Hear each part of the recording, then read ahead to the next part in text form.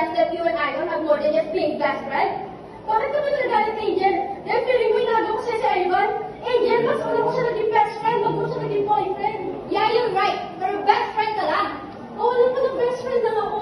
Kaya ang ginagawa ko to para sa makatulong sa problema ni Tita Gwen, di ba? Ginagawa ko to para sa best friend ko. Oh, come on, Tash. Yan ang talaga yung dahilan kung bakit ka sumali sa hair and makeup contest na yan. Nagpapaganda ka. Para saan ito lahat, di ba? Why? Because you wanted to see a different thing? Hindi. Ano natin makita niyo kung bilang ako?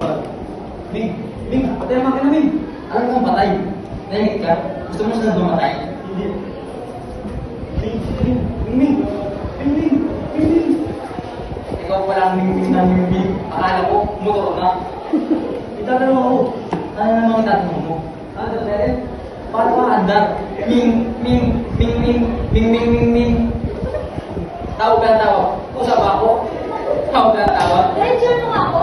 Dahil hindi ko kaya masaya kung nandiyan sa akong takbo. Kung galing ka sa akin, sabihin mo sa akin. Sabihin mo sa akin kung bakit. Kung nasaktan ka sa palimo ko. Sige, nandiyan mo ako. Makatanggap mo naman. Hindi ka mo ako eh. Oh yes, kaibigan mo ko. Kaibigan mo lang ako. Kaya I'm stupid to make mistake falling in love with my best friend. Okay. Hindi ko kaya kung lahat ng kapatulong sa buhay mo. Dahil meron akong sarili ko kapatulong na dapat kong tumaan. Jenny, mahal kita. Mahal mo ba kapatulong ako? O kailangan mo makayaman mo? Dahil hindi tinatanong ko sa sarili ko ngayon. Kung di ba natin alam sa sagot, siguro ba nagsasabihan tayo? Ay po, gusto mo sa kwento ko na to? Sinira mo kanta. Ginaboy mo. Dahil ako nasasabing sinilang na ang aking kariban. You're nothing but a second dream. Trying hard. Happy ka. Happy lang. Halaman mo kung ang bagong mga tao. And you will give me the best name in this classroom. Best name. Where's my coffee?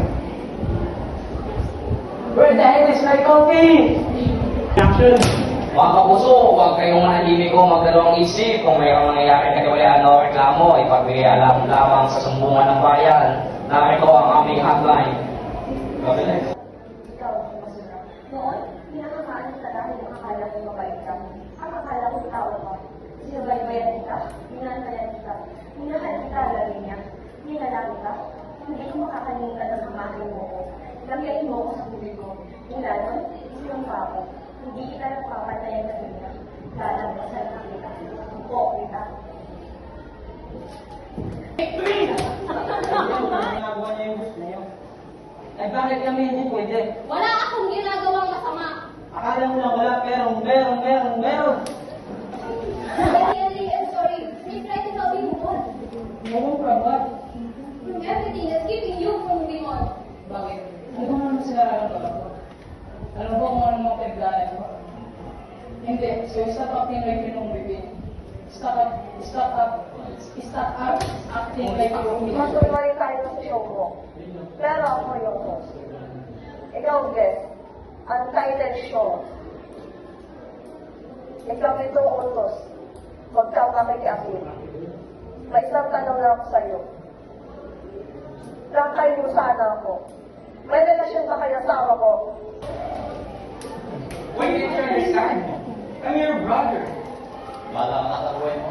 Hey, Kuya, ever since Mom and I came back, you never talked to me. Why? Because I'm just your half brother? Why do you hate me? Tell me! Understand? Ano sinasabi mo? Alam mo, hindi na kasi dali kasi ng English, hindi ka maintindihan. Ha? Really?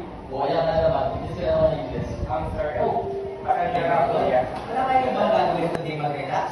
Maupo sa sopa, magtanggal ng sapatos, magsuot ng tsinelas, kumuha ng banayad whisky.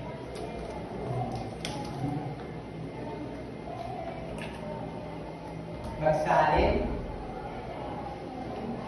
Uminom. Kat. Ano yung nagawa mo? Sir, tulungan lang pala po ito eh. Hindi, bakit hindi sinulo ko? Sige, take two. Kayo ba'y galing sa opisina at medyo pagod? Wala kayong ibang gagawin kundi mag-relax? Umupo sa sopa, magtanggal ng sapatos, magsuot ng chinelas, uminom na balay whiskey.